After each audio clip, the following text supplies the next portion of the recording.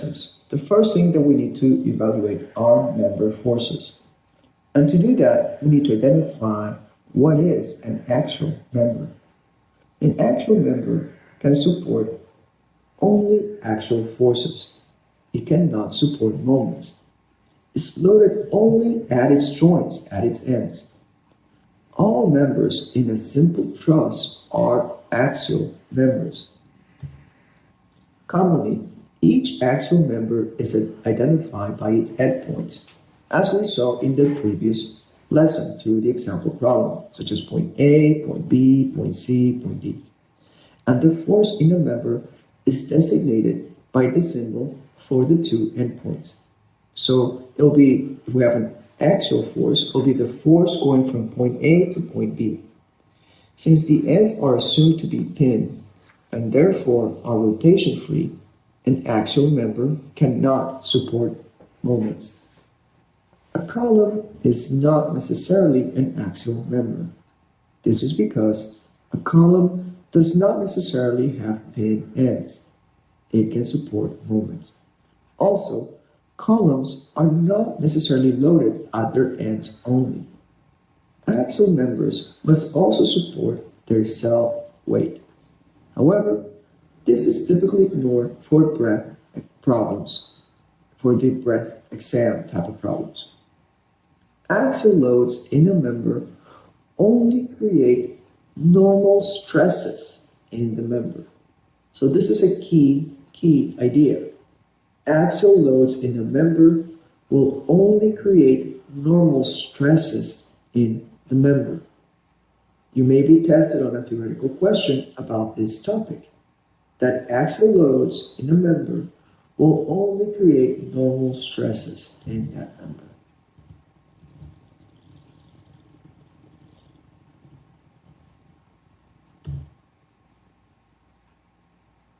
Now, the weight of the axial member is disregarded, or it will be included within the joint loading. An axial member can have two types of stresses. It can either be in tension or in compression. So an axial member can either be pushed in together or it can be pulled apart. So if the forces acting on the member are pointing outside of the member, then that member is in tension. If the forces are pointing towards the inside of the member, then that member is in compression. This member C is member AB is in compression because the forces are pulling away of the member's center. Member CD is in tension because the forces are pushing towards the inside of the member. Note how members can only be in tension and compression. You cannot have a member that has loads at its ends that are pushing at opposing directions. It needs to be either in tension or compression. Tensile forces are written as positive numbers or with the letter T as shown on this graphic. Compressive forces are written as negative numbers or with the letter C as shown on this graphic. The forces on the joint at the edge of a member will be in the opposite direction of the force in the axial member. This is because the force at the joint is a reaction to the force in the member. This may look backwards when you first encounter it. If you look at the last figure in example 41.8 of CERN, you will see an illustration of this principle. The force in the top chord in that example figure is in compression. Now the forces in the member are compressing the member. However, the forces in the joint on either end of the member show the arrows pointing toward the joint. You should be aware that this is a phenomenon that occurs in a truss.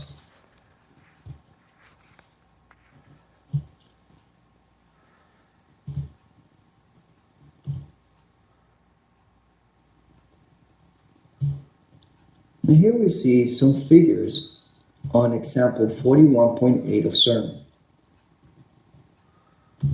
So let's look at this figure right here. We have a joint, it's the B joint, that's receiving forces from three members, member AB, member BC, and member BD. Now, the forces acting on this joint this is from the perspective of the joint. These are forces acting on the joint on this single point. And this is how the diagram is shown. Right? We saw earlier was just, oops, zoomed in too much, was just a blow up of that joint B. Now, if you look at the top member, at the chord BD, we see that the arrows are pointing away from the center of the chord member, which will simplify that somebody is pulling on this member from the opposite sides, so the member will be in tension. However, these arrows are shown from the perspective of each joint. From the perspective of the member will have a reaction force that will be in the opposite direction. So, when you graph the reactions about the joint, the forces about the joint, please note that the forces that will act on the member will be in the opposite direction. This is why, even though it seems like this member is being pulled apart, the reaction forces in the member are opposite. So the member is being pushed together, is being compressed. So this member is in compression. The same applies, for example, for member BC. When we see the arrows pushing on the inside, like if the member is being compressed, but note that these arrows are based from the perspective of the joint. The top arrow is based from the perspective of joint B, and the bottom arrow is based from the perspective of joint C. Now, these two arrows, which are acting on joints B and C, when looked on the point of view from member BC, will be acting on the opposite direction. So you can see how then member BC is being pulled apart by its reaction forces, so it is considered to be in tension. For a little bit more on this, you may want to go through example 41.8 in CERN. It is a little bit of a long example. You won't encounter something like this in the P exam. However, going through this example will bring home all of these different concepts about loading and evaluating trusses based on their joints and members and their actual forces.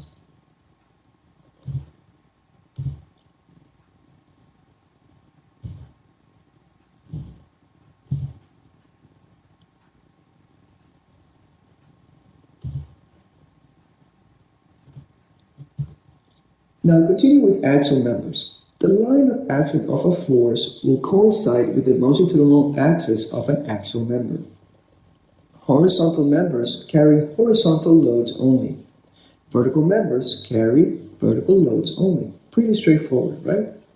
The vertical component of a force in the member is equal to the vertical component of a load applied to the axial member.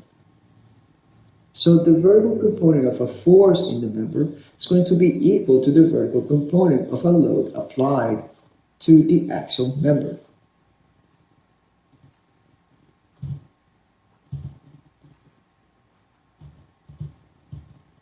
An axial load can only carry loads in the direction of the member's axis. Any loading not in the direction of the axis results in transverse loads occurring in the member, which then makes the member not an axial member. So here's a tip for quick problem solving. The total and component forces in an inclined member are proportional to the size of the triangle outlined by the member and the coordinate axis.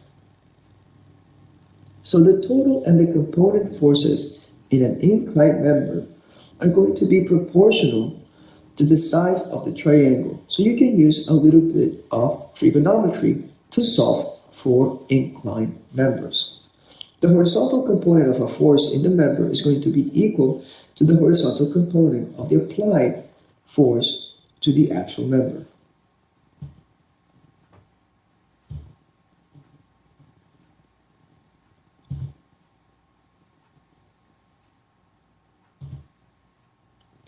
Now for trusses. A truss is a structure made up of pin-connected axial members. A truss is composed of a closed loop of axial members, which are known as cells. All cells must be triangular for a truss to be stable. A truss can also be called a braced frame. So note that we have some technical synonyms within these different concepts. So if you're asking a problem about a braced frame, they're referencing a truss. Even if some members have zero forces, they may need to be there to ensure the truss has stability. All of the same rules that apply to single axial members apply to trusses.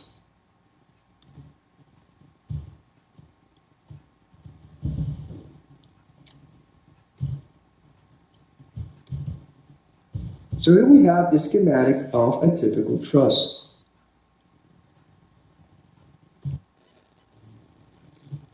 You may want to tap this figure 41.13 from CERN because it provides you a visual description of common terminology used for trusses. We have the upper chords, which are simply the members that are at the top of the truss. We have the joints, which are the nodes that connect all the different members in the truss. Then we have an end post, which is the member at the end of the truss. We have the lower chords, which are the members at the bottom of the truss. And then we have web members, which are the members in the middle of the truss. And we have the panel length, is how long is each cell. So you may want to tap this figure to help you visualize any of the descriptions provided in a problem prompt within the breadth portion of the PE exam. So this is a good figure to have handy,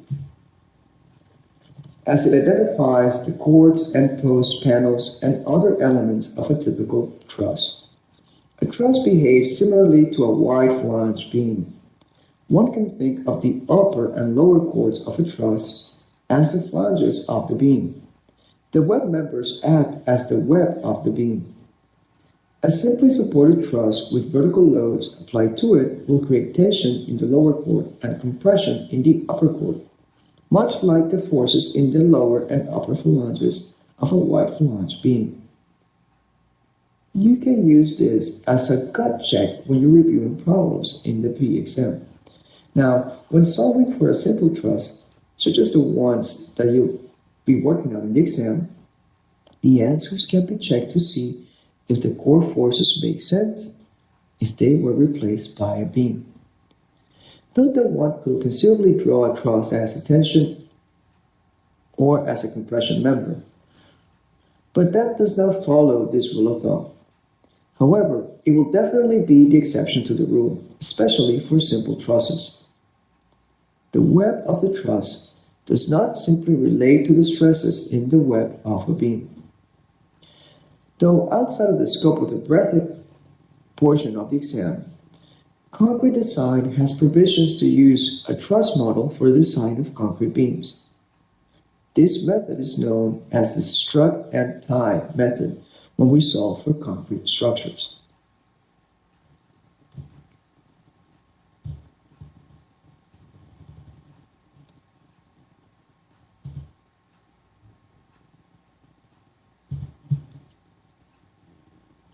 Now, when we solve for member forces, it is just a basic two-dimensional analysis.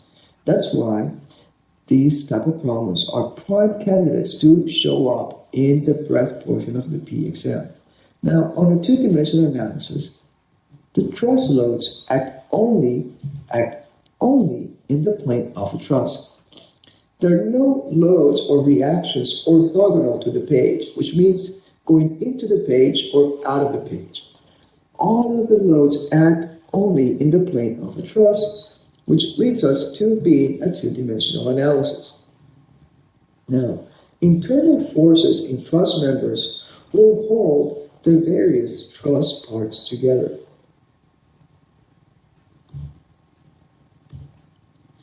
Trusses are generally evaluated as two-dimensional structures. Forces that are out of plane are carried by out-of-plane members connecting individual trusses. Three-dimensional trusses can be solved using the same methods applied to two-dimensional trusses. Solving a three-dimensional truss will be outside the scope of the breadth portion of the exam. So when you're practicing for problems, please practice problems in two ways. First, practice problems that can help you refresh on the theory. And it is okay at that stage to practice with long problems, which carry you through the overall concepts and theory.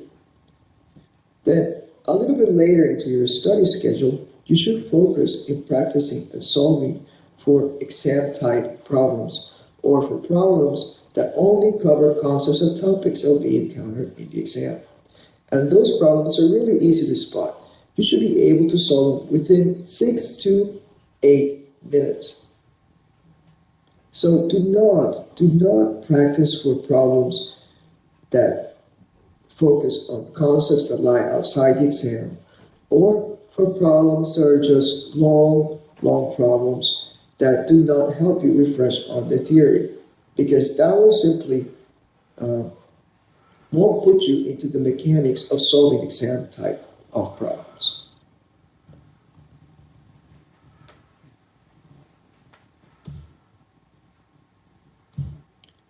Now, to determine member forces, you need to apply equations of equilibrium to the appropriate free body diagrams. You need to draw a free body diagram of the pin connections rather than the members. Just how we had a quick glimpse on the example, I believe it was 41.8 of CERN. You saw how they were drawing the free body diagrams based on the pin connections rather than the members. That is why there's this other reason why we show the reactions based on the point of view from the individual links and nodes and not from the point of view of the members. So it just seems counterintuitive that if we're evaluating for members that are compression or tension, on our free body diagram, we will have our forces shown in the opposite direction. So if we need to evaluate for a member being in compression, our reaction forces will kind of seem like that member is in tension. But we know that the forces that compress or tense the member are the reaction forces in the member.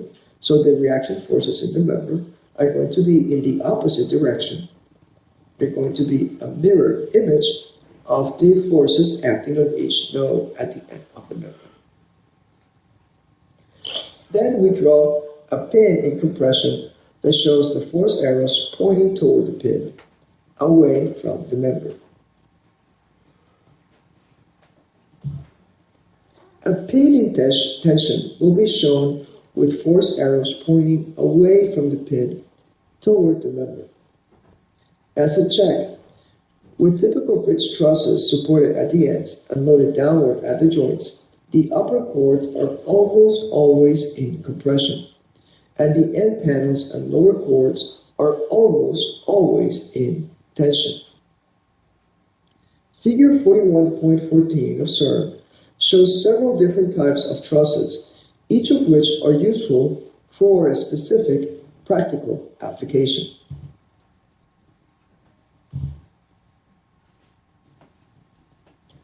Here we see figure 41.14 of CERN, which shows us different types of trusses. Here's a Pratt roof truss or a gable truss. Here's a Pratt bridge truss or a flat or through truss, which is one of the most common trusses seen and probably some of the most common shown during the P exam. Then we have a Howie or an English roof truss, which is also a gable truss. We also have a Howie bridge truss or a flat or through truss. Note the different angle of the webs.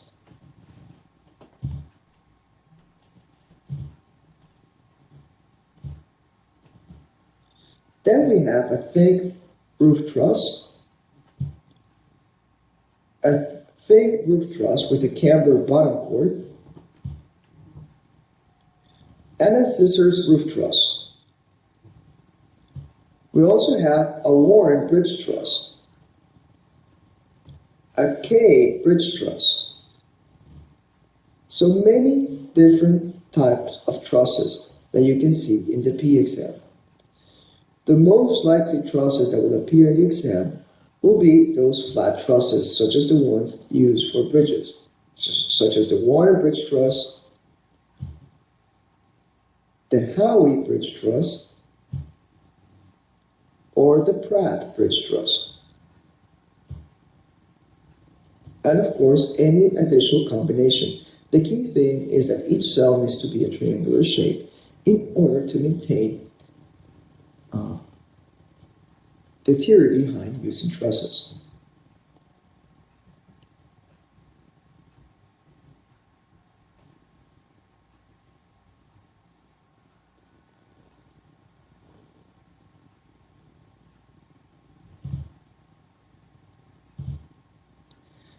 Now, to determine trusses, the number of members plus the number of reaction minus 2 times the number of joints needs to equal 0. That will be a determinate truss. We count all the members, we count all the reactions, and we subtract all of the joints twice, and if that equals 0, then our truss is a determinate truss. An indeterminate truss is if this equation is greater than 0, and an unstable truss is if this relationship is less than 0. You may be asked a very simple theoretical question in the exam, where you're shown a truss, its reactions, and of course from the truss figure, you can count the number of members and the number of joints. And you'll be asked to identify if this truss is determinate, indeterminate, unstable, fixed, or any other type of distractor term, right? And based on the drawing, you'll be able to tell if it is determinate, indeterminate, or unstable by using equation 41.49 of CERN. Now you can start seeing the many different possibilities of questions that you may see during the P exam. So I encourage you, when you're practicing and when you're reviewing references and books for the P exam, of course, focus in refreshing all that knowledge that you have through your 4-year college coursework. But most important, try to see how NCS may test your knowledge on these type of concepts.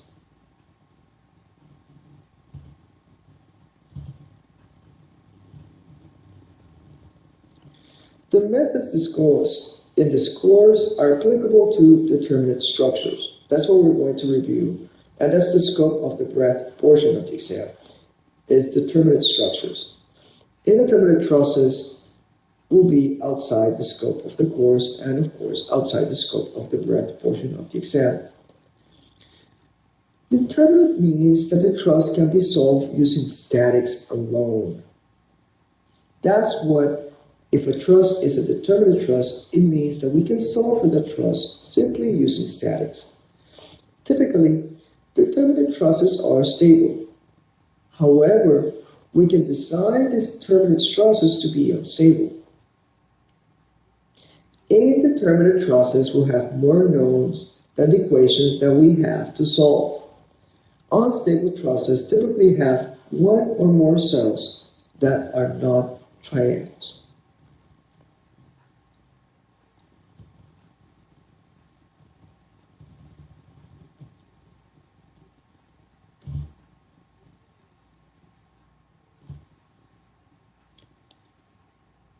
Now, when we're evaluating member forces, we can also use the method of joints, which can be used to find the internal forces in each truss member.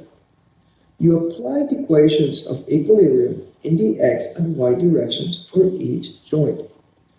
You start by finding the reactions supporting the truss.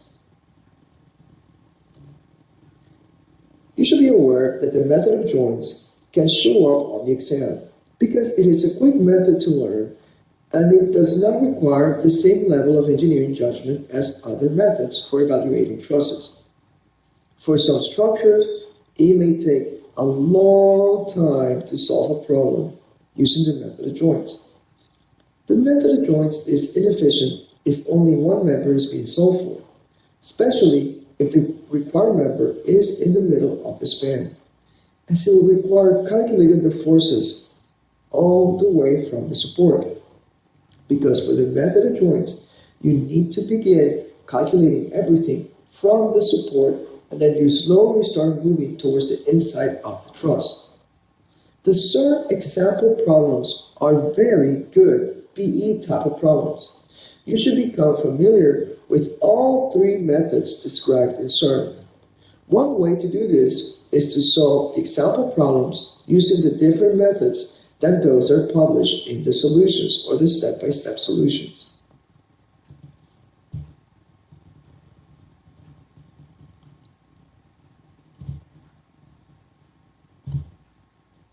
Now for the method of joints, you can do this by following some key steps. So 1, you have to evaluate the joint at one of the reactions. 2, you need to determine all the member forces framing into the joint. 3, you need to analyze an adjacent joint after finding the member forces in the initial joint. And 4, you need to repeat this process until all the unknown quantities are determined, until all the unknown reactions are determined. This method is most useful in determining the forces in all the members of the truss. But it's not very convenient for determining the force of a member in the middle of the truss, as we illustrated a little bit earlier. Sometimes member forces at one joint cannot be completely solved for. Only 2 of the 3 members framing into the joint can be solved for. In such a case, move to another joint and try to solve for it.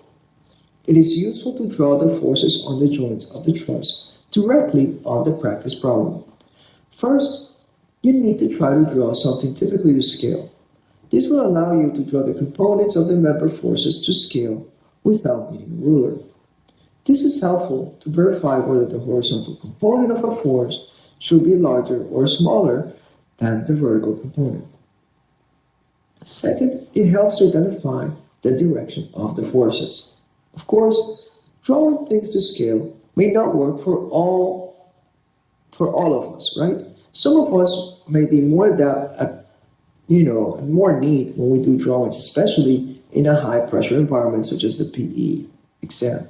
Some other of us, may not be that great at drawing items to scale, myself counted into that group. So please note that some of the tips and recommendations given on how to solve problems for the PE exam will vary depending on the nature, on how adept you are, for those different types of tips or members.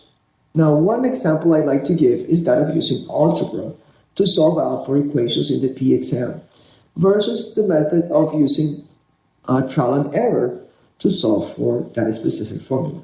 Now, some of us are excellent at algebra and we can really clear out a variable that's very deep into an equation so we can solve for that variable.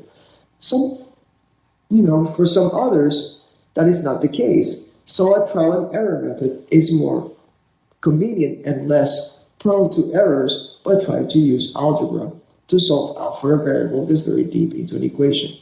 So please, when you practice for the PE exam, pay attention to what are your strengths and what are your weaknesses, and then, practice solving problems focusing on your strengths.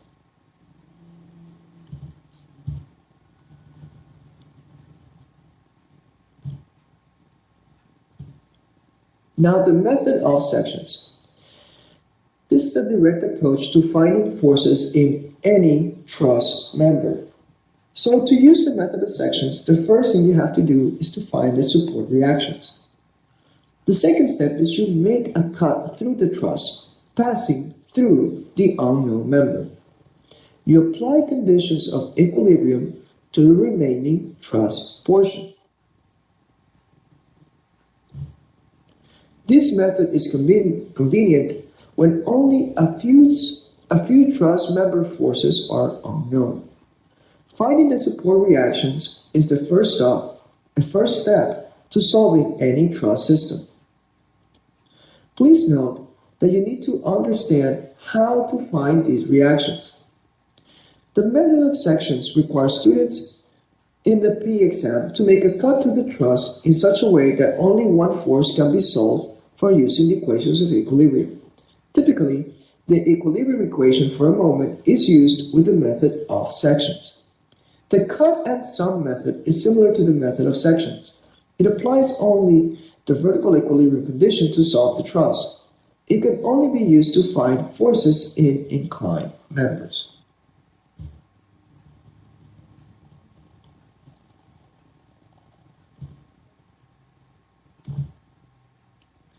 Here we have an example of zero force members, which is brought to us by figure 41.15 of CERN. When we have loads that basically cancel each other out from two members coming in, the member in the middle will have no force acting on it, so it will be a zero force member. If there is no load at this joint on top, then these two members will have no forces acting on them, so there will be zero force members. A third member framing into a joint connecting two collinear members carries no internal force unless there is a load applied at that joint. Both members forming an apex of the truss are zero force members unless there is a load applied at the apex. This rule can be proven by applying the equations of equilibrium at the joint. So in the PE exam, you may be shown a truss with different loads being applied to it, and you may be asked to identify which is the zero force member. A very key theoretical concept that can be easily be tested in the PE exam. So note that a zero force member is the one that will have no loads being applied to it, such as shown in figure 41.15 of CERN.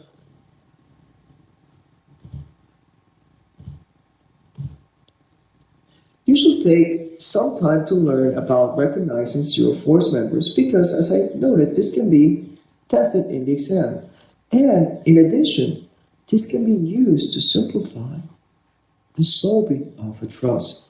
So if you identify zero force members, that means that you do not need to calculate any reactions on those members. So that's how you can simplify solving for a truss. A truss problem may involve a load that can be attached to any of the joints in the bottom chord of a member. This can vary where the zero force members occur. Some zero force members are only required for the stability of the truss because they're needed to maintain the determinacy of a truss.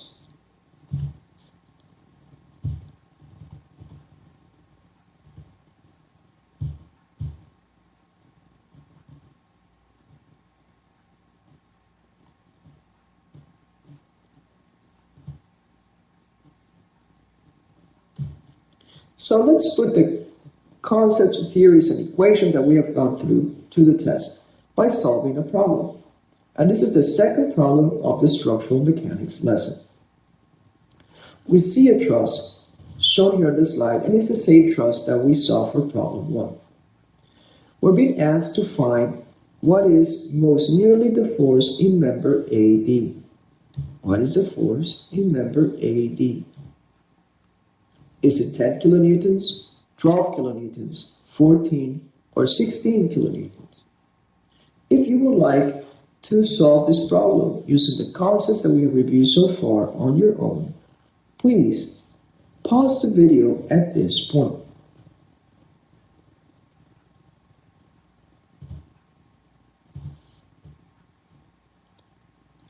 This problem uses the same scenario as the first problem in the lesson, but the requirements are different.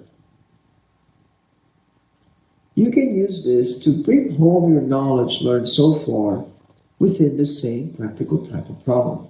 And you can see how the NCES exam can use one problem to test you on many different types of knowledge. So for example, you can see how this problem is asking you a question that throws you in the middle of solving for a truss. Because it does that, so it tests you that you know all the concepts that involve solving for trusses. And this technique is also used for many other different types of concepts and topics throughout the civil exam. So note that even though you may be practicing some refresher problems that are long, 20, maybe 30 minutes to solve, but they go through the different steps that you go through, for example, to solve a complicated truss, you can see how by doing those long problems, you are covering quite a gambit of different problems that NCES can test you on, such as example of the first problem and the second problem in this lesson. Now, this problem is a specific example of how the method of joints can be simpler than using the method of sections while solving for a truss. So let's go right to the solution of this problem. So the first thing that we have to do is to calculate the reaction by applying equilibrium of moments.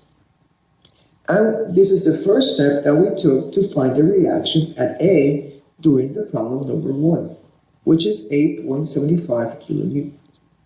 Now we use the equilibrium of joint A. We simply do a free body diagram based on joint A. So we have the reaction pushing on A to the top, right? That's 8.75 kilonewtons. And that reaction needs to be split into the reaction force on member D and the reaction force on member C. The sum of all these forces need to be equal to 0. The vertical force on A is going to equal to the reaction force on A to be 0. Because the vertical component for this reaction force on D is going to have a horizontal component, then the horizontal force the horizontal component of the reaction D is going to be equal to the resultant at C, which will make everything 0. So let's zoom in a little bit. We're being asked to find, we can use the summatory of the forces along the y-axis equal to 0. So we get the force at AD times the sine of the angle alpha plus the resultant at A needs to be equal to 0. So if we isolate for the force of AD, we can solve for the force on member AD, which is about 12 kilonewtons.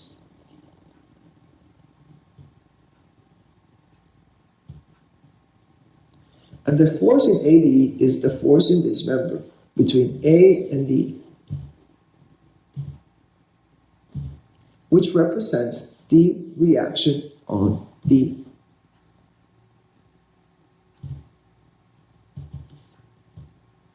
This example applies the method of joints. You have to see why the method of joints was used rather than the method of sections. And the reason the method of joints was used is because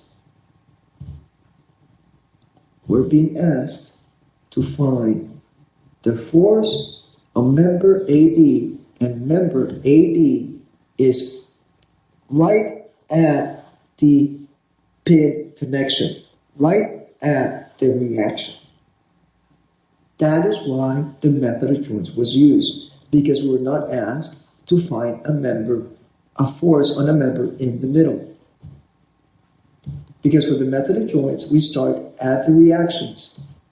And because we start at the reactions, it's very quickly to solve for this specific problem.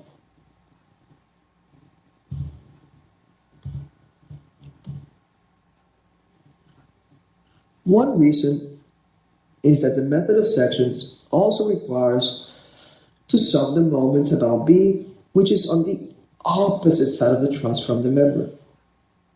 while A is a joint for the member that we're trying to solve for. Now, this is not an impediment for solving the problem, but it does require more time if you use the method of sections for this specific problem, because it will require you to also think about where you would like to make an appropriate cut.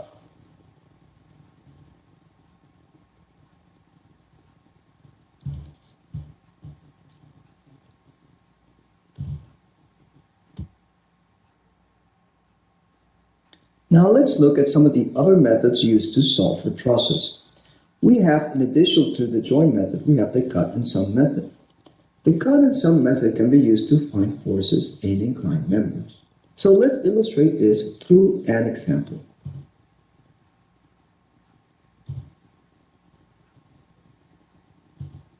And that is example 41.9 of CERN.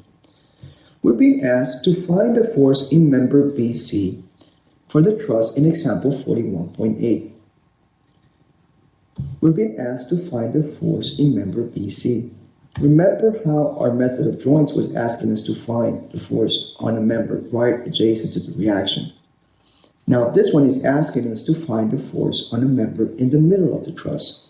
So the cut and sum method will be a good way to solve for this problem, because if we use the joint method, we'll need to calculate for this joint, or for this joint, and then this joint. So you can see how that will take quite a bit more time than if we were just to use the sum and cut method. Now we still have to go through the same process to determine the reactions for the truss, just how we did on the example problem that we just reviewed. So for brevity, we're going to assume that we already calculated the reactions at A, C, and E. So when we do our cut, see how we cut specifically through the member where we want to find the force. Now, on this sum and cut method, we simply cut the truss and we show the forces acting at each end of the cut. We don't worry about any joints that are contained within the cut. So we simply put the forces that are acting, the reaction force on the pin, the horizontal force on member AC, the horizontal force on chord BD, and the inclined force on member BC. Remember, the force on BC is what we're trying to find. So that is the cut part of the method. Now, for the sum part of the method, and for this you can use the summation of moments, the summation of vertical forces, the summation of horizontal forces. For all purposes, we're going to use the sum of vertical forces so that we can find the force along BC. Now, from this exhibit, it's easy to see that the horizontal forces are going to be the sum between the force on member AC, the sum between the force of member BD, and the horizontal component of the inclined force on member BC. Now, for vertical forces, we only have two vertical forces showing up on this cut. One is the reaction force, and two is the vertical component of the inclined force of the inclined member BC, of this web inclined member. So we set up our equation. The sum of forces about on the y-axis needs to equal 0. And that's going to be a resultant force A, which is a positive, which is pushing up, minus our vertical component of the force acting on BC. And we say that is negative because that is pointing down. So we already calculated the reaction, and that's 1,000 pounds force. Now, the vertical component of force BC is going to be equal to BC times 0.866, which represents the sine of 60, or the cosine of 30. Why do we use that angle? Because that is the angle that's provided in the problem. It's just that in this exhibit, the angle is not shown. Let me show you on the original problem where the angles are provided. See, these are provided right here at the top. So you need to have a good core knowledge of trigonometry in order to solve for truss type problems.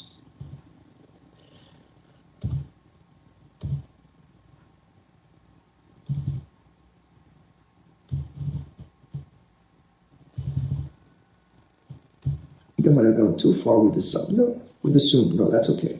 So now you see how this is a very simple method, and then we can determine the force along the BC member as 1,155 pounds force, and we can say that that member is in tension, is being pulled out. And the reason we can identify that that member is in tension is because it's being pulled out based from the joint.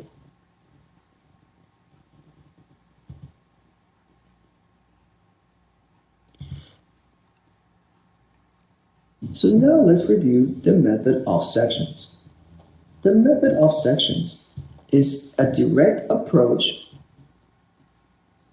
to finding forces in any truss member. This method is convenient when only a few truss member forces are unknown, or only a few of the truss member forces are unknown. Now, the first step in any of these methods is to find the support reactions. That's going to be the first thing that needs to get done. Then, for the method of sections, a cut is made through the truss, passing through the unknown member. Then, we equate all three conditions